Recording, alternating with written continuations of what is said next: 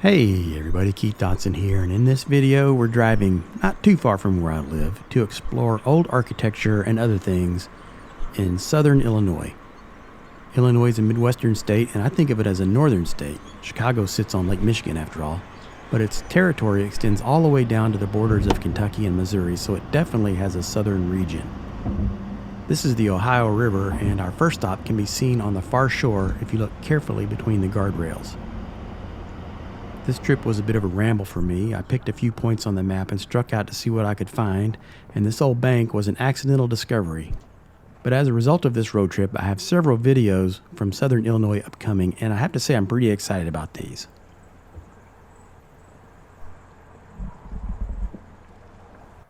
There are some places in the American heartland that feel so random, like the land that time forgot, you know what I mean? Can you imagine a big bank like this being built here? This is old Shawneetown, Illinois, named after the Shawnee tribe of Native Americans, and it used to be a very prosperous riverport town.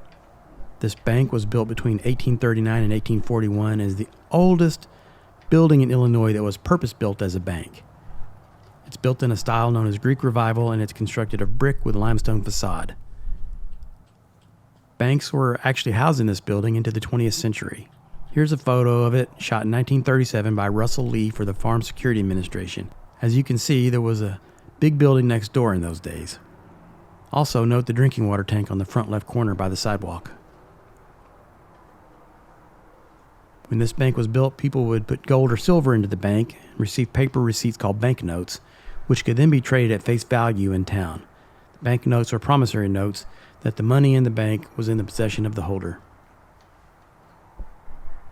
What happened here was that the Ohio River flooded the entire town in 1937 and caused such massive destruction that town officials elected to move the entire town inland from the river.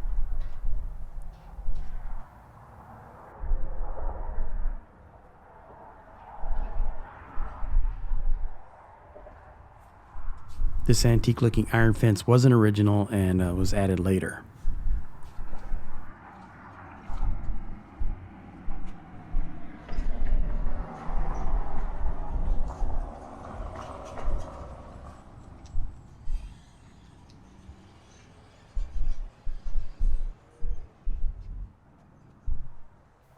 They put plexiglass over the windows, and it makes it really hard to get a good look inside.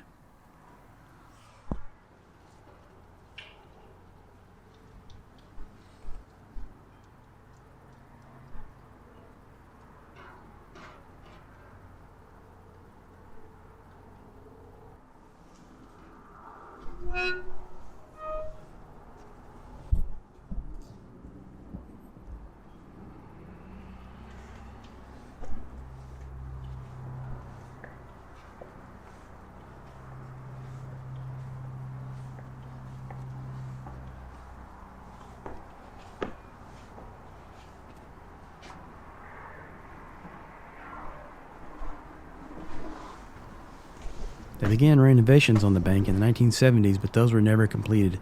The building is not accessible for tours, but man, what I wouldn't give to wander through there.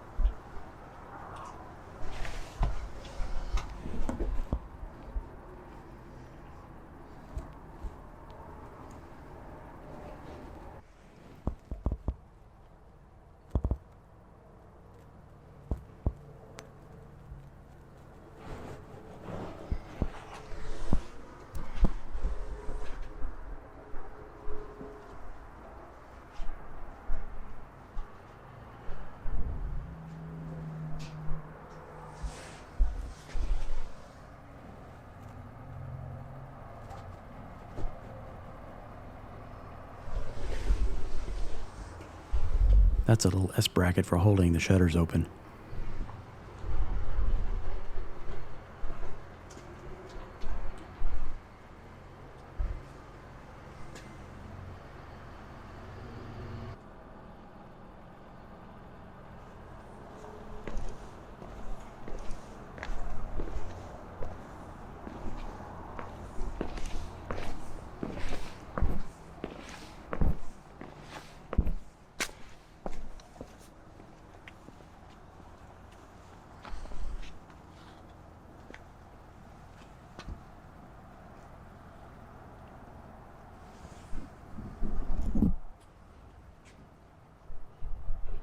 Now, this is a curious thing.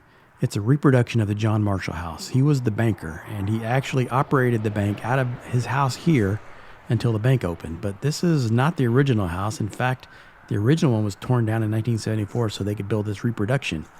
But kind of weird, the reproduction isn't accurate, apparently. But behind the house, you can see the levee. On the right is the road we drove in on, and I did like that old tree on the back left, though.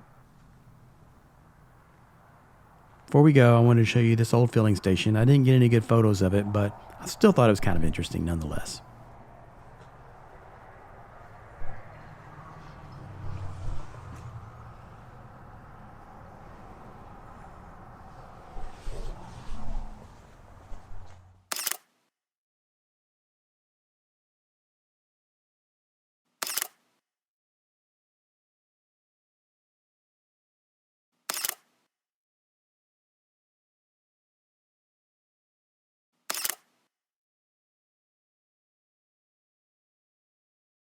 Thanks for watching, everybody. Be sure to visit my website, keithdotson.com.